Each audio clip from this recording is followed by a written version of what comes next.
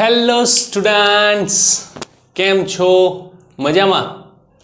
Chapter number 7 આજનો આપણો topic છે સ્થિર અક્ષને અનુલક્ષીને કોણીય વેગમાન. ગયા લેક્ચરમાં આપણે સ્થિર અક્ષને અનુલક્ષીને ટોર્ક જોયું હતું. આજે આપણે કોણીય વેગમાન જોઈએ. કોઈ દ્રઢ પદાર્થ છે, એ દ્રઢ પદાર્થનું કુલ કોણીય વેગમાન કેટલું થાય? તો કોઈ દ્રઢ પદાર્થનું કુલ કોણીય વેગમાન સદિશ L is equals to sigma I બરાબર 1 થી n RI ક્રોસ PI થાય છે. સદિશ L બરાબર sigma I is equals two 1 to n RI cross PI થાય છે.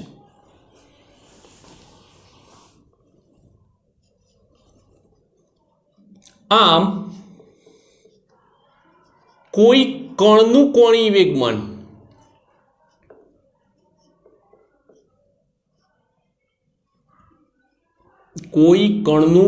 વેગમાન લેવું હોય તો સદિશ L is equals two R cross P થાય. P બરાબર mv લો તો R ક્રોસ mv થાય છે. ઓકે, હવે આપણે સ્થિર અક્ષને અનુલક્ષીને ચાક ગતિની ચર્ચા કરતા હઈએ.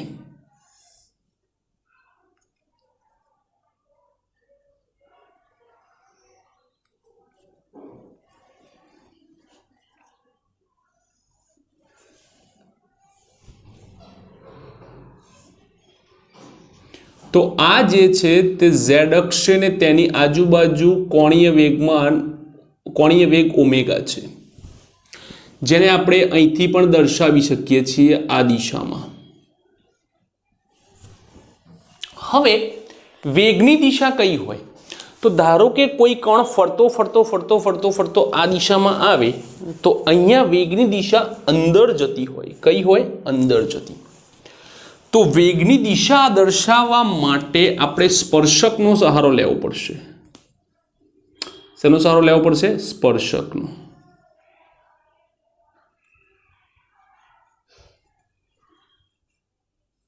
V કોઈ બિંદુ P,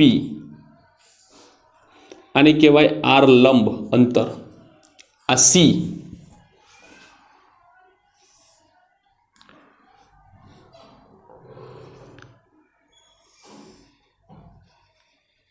આ O,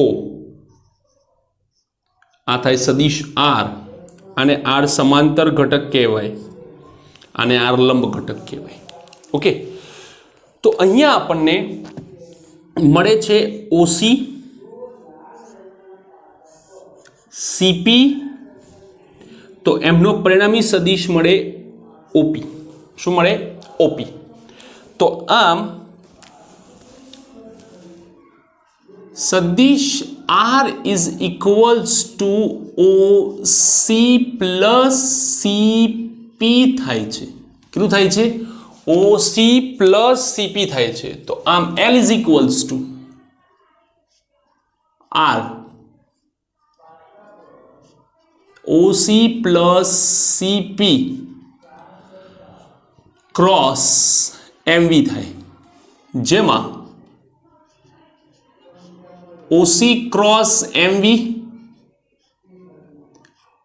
plus CP cross MV. Okay, જેમાં હવે આપણે OC ક્યાં છે? તો કે OC ઉપર છે. બરાબર? OC ક્યાં છે? OC ઉપર તરફ છે. અને વેગ કઈ દિશામાં છે? અંદર તરફ. એટલે કે આ પરિસ્થિતિ છે. જુઓ, આ OC છે અને આ વેગ છે. બરાબર? હવે જમણા હાથના સ્ક્રૂનો નિયમ આપણે વાપરીએ. તો આ આપણો હાથ. ઓકે, જુઓ, આ આપણો હાથ. આ છે R. R થી મારે ક્યાં જવાનું છે? વેગ તરફ. R થી ક્યાં જવાનું છે? વેગ તરફ. R થી ક્યાં જવાનું છે? વેગ તરફ. R થી ક્યાં જવાનું છે? વેગ તરફ. તો કોણીય વેગમાનની દિશા કઈ આવશે? મારી બાજુની, આ બાજુની. ઓકે, એનો મતલબ એ થયો કે કોણીય વેગમાન જે છે લખું છું અહીંયા કે નંબર 1 ઓસી ક્રોસ એમવી થી મળતું કોણીય વેગમાન એ ભ્રમણાક્ષને લંબ હોય છે. ભ્રમણાક્ષને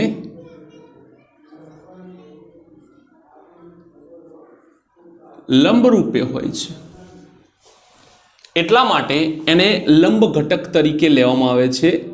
એલ લંબ is equals to OC cross MB. Second, CP cross MV.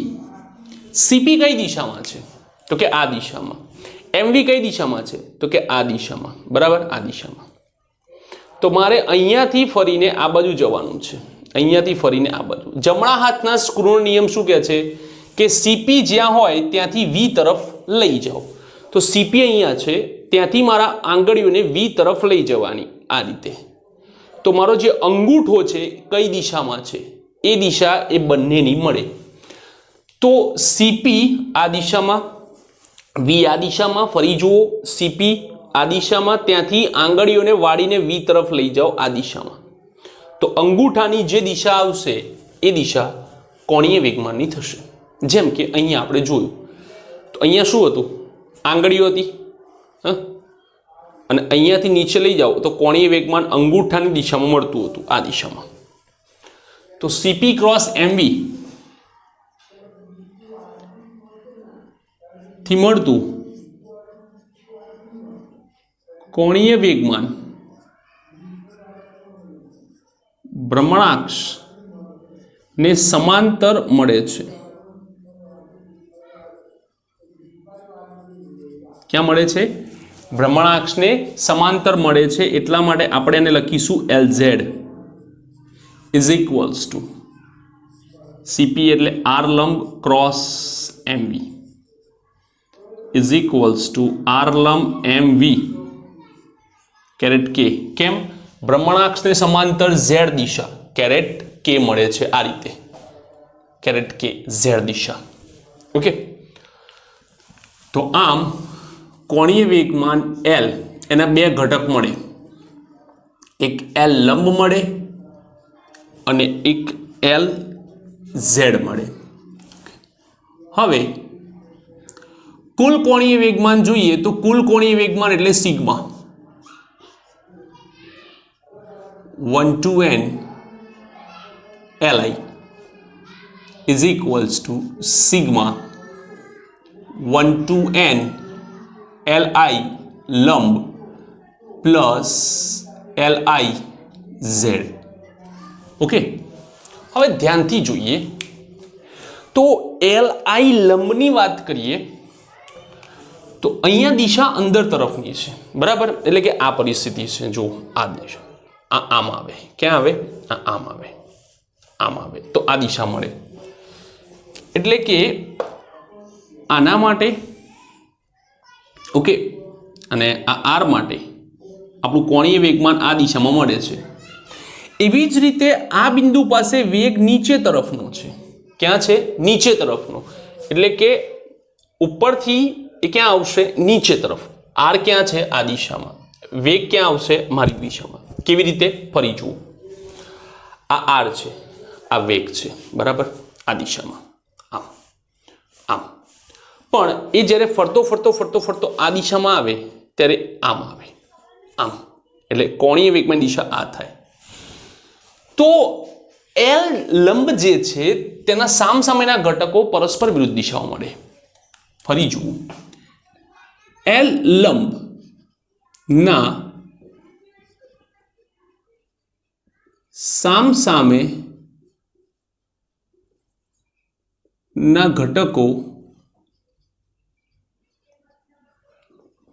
પરસ્પર વિરુદ્ધ દિશામાં હોય છે. લંબ નહીં, સોરી, વિરુદ્ધ દિશામાં હોય છે.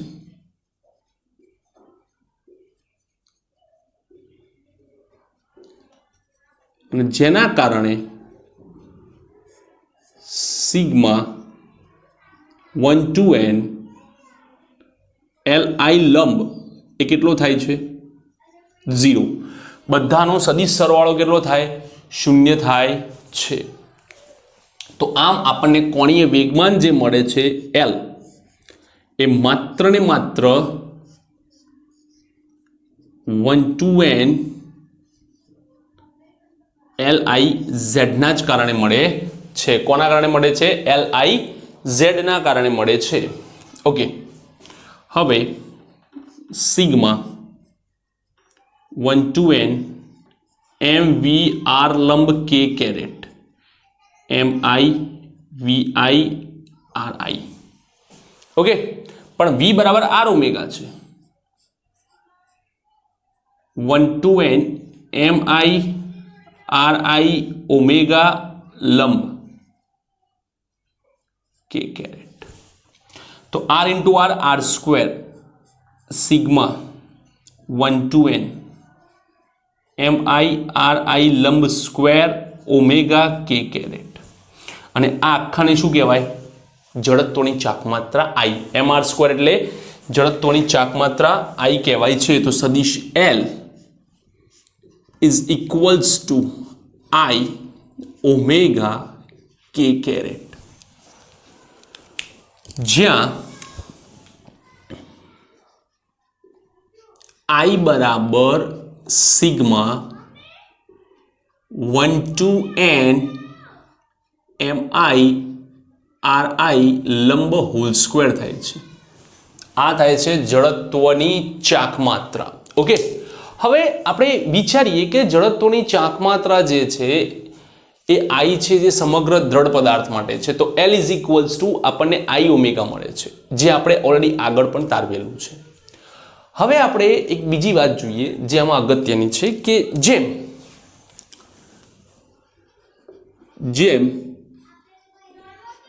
પી અને વી એટલે કે વેગમાન અને રેખીય વેગ બંને એક જ દિશામાં હોય છે, બંને એક જ દિશામાં હોય તેમ કોણીય વેગમાન એલ અને ઓમેગા એક જ દિશામાં હોય તે જરૂરી નથી. કેવી રીતે? તો અહીંયા આપણે જોઈએ તો આ આપણને મળ્યો એલ લંબ, ઓમેગા આ દિશામાં છે, જ્યારે કોણીય વેગમાન આપણને આ દિશામાં મળ્યું, એનાથી લંબ દિશામાં.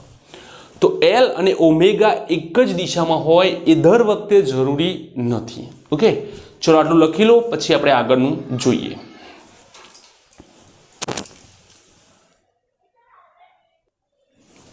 ચલો હવે આપણે આગળ જોઈએ કે L ઇઝ ઇક્વલ્સ ટુ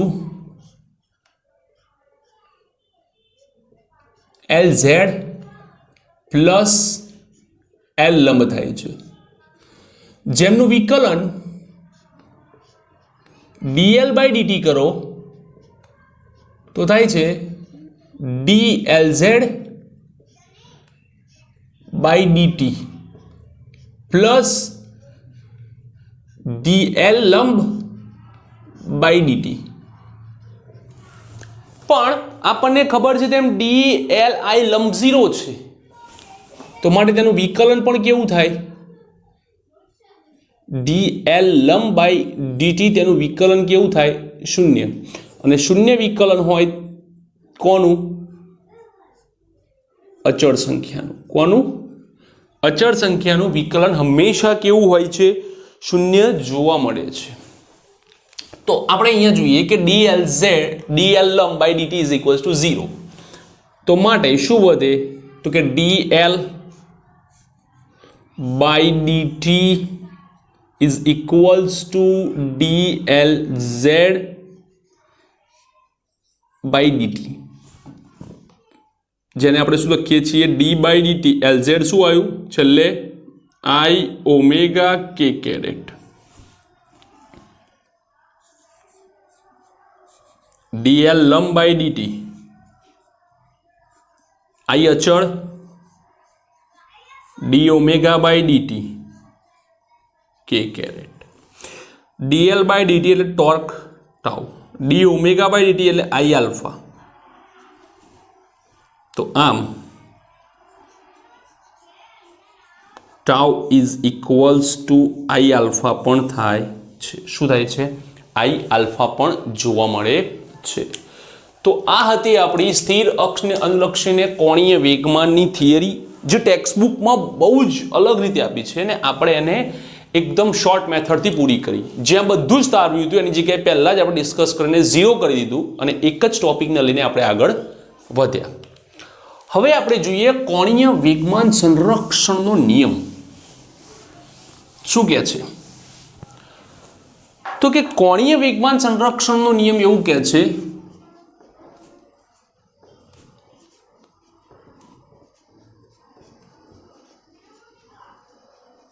નિયમ જેમ રેખીય વેગમાન સંરક્ષણનો નિયમ હતો કે F બરાબર 0 થાય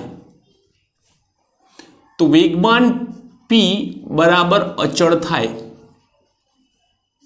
એવી જ રીતે જો અહીંયા ટોર્ક બરાબર 0 થાય તો ટોર્ક બરાબર મળે છે dl બાય dt.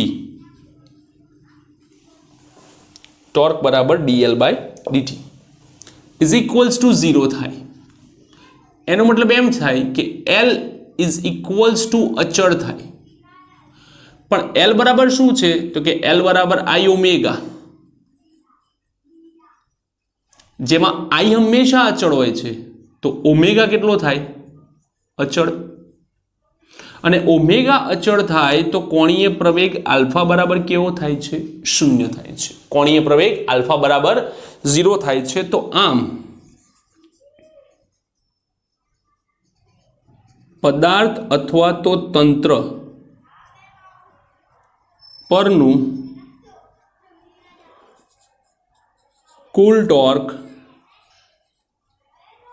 0 હોય તો તેમનું કોણીય વેગમાન